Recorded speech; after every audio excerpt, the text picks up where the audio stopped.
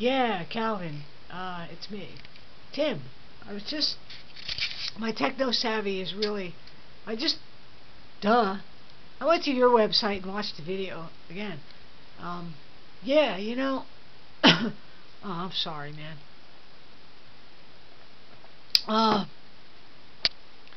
Totally. Totally thank you. Because you, like... I don't know. You're right on. You know, that...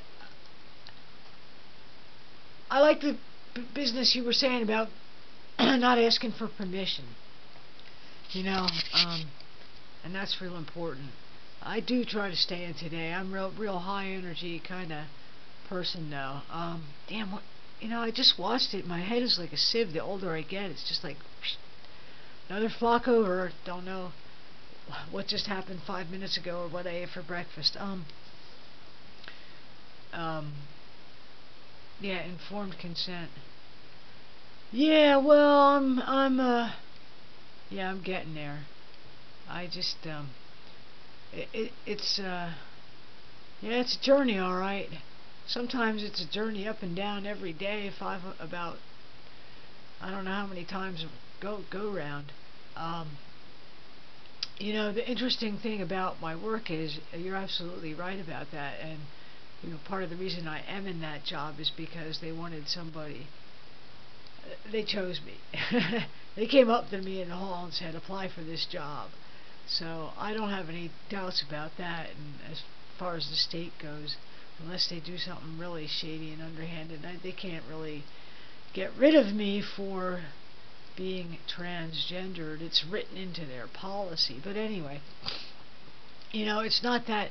You would think that being in a professional atmosphere would be that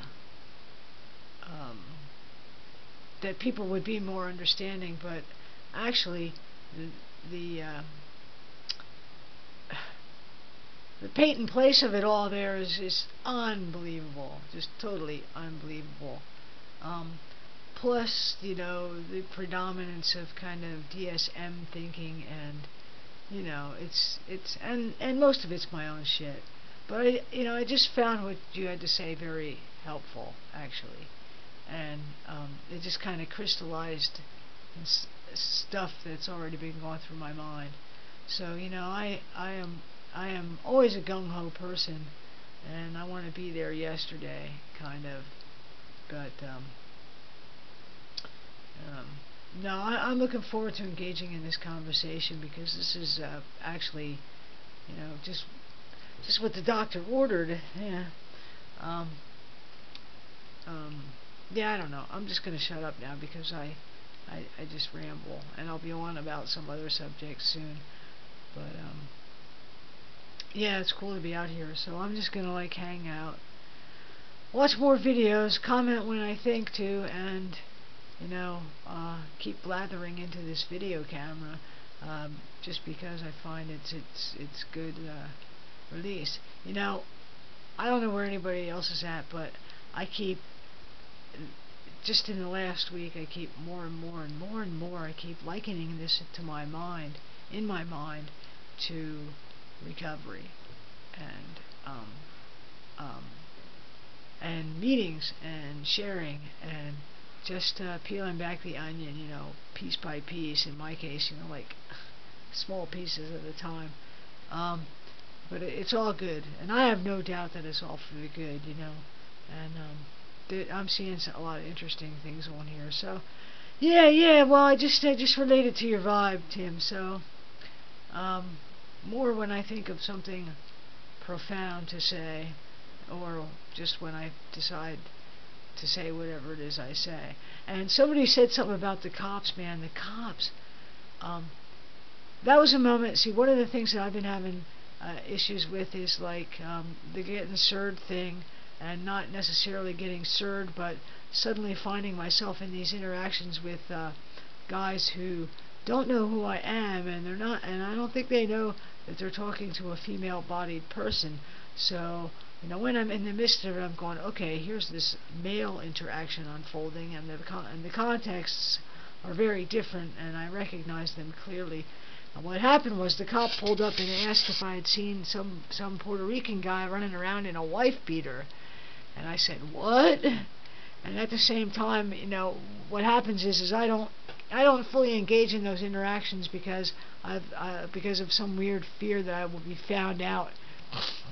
And so that really, that one in particular cast me into doubt for my own personal reasons and past experiences with a family full of cops, but because this is a cop who's supposed to be observant and stuff, and he's talking to me, asking me if I saw somebody running around the neighborhood who he presumably knows who he's looking for, but he doesn't even know who he's talking to, but I went, oh God, here we go, and I couldn't go. See, the next thing in the interaction would be for me to have walked over to the window and have a little powwow, saying like, "Yo, what's up?" And this whole, it was clear.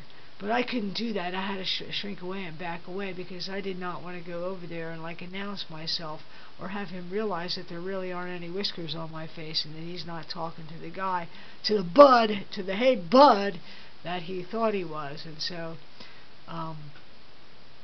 my task has been lately to kind of step up in those kinds of interactions and not try to take control of the situation, but maybe own my part instead of cowering, because I'm giving other people the power over me, and most of the time they're oblivious anyway, so I go through a whole bunch of mental gymnastics for naught, and I'm getting tired of that. So the ideal thing would have been to walk up to him and say, "So you're looking for somebody running around the neighborhood, do you even know who you're talking to?" As to point out, "Yeah, you're so observant, mister."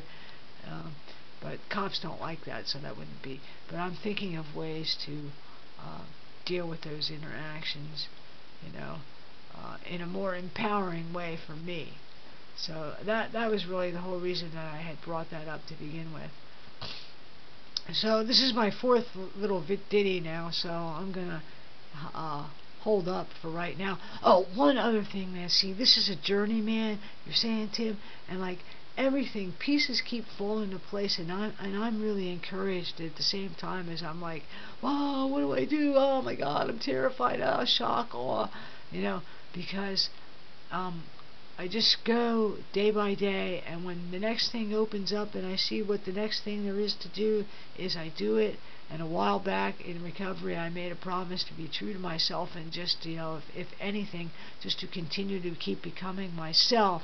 And the more I do that, the more things fall into place, and not just in the dimension of transformation, or not just in my dimension of staying clean and on the straight and narrow and showing up for life every day and taking care of business and dealing with a very difficult job and putting my best foot forward and just doing the next thing that I can do and not worrying about all the bull crap, and knowing that I do the best that I can and not getting caught up in guilt and weird other twisted anxieties that never did me any good.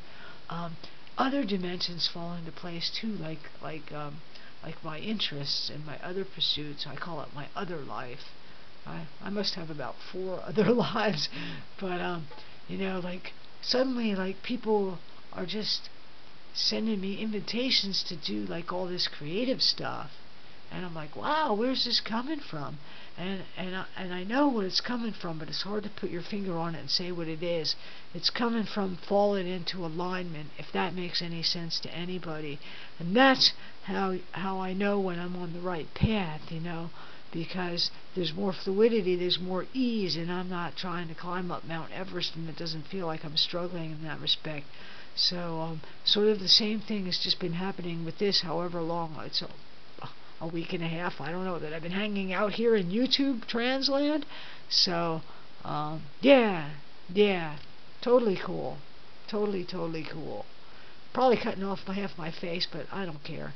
So see ya.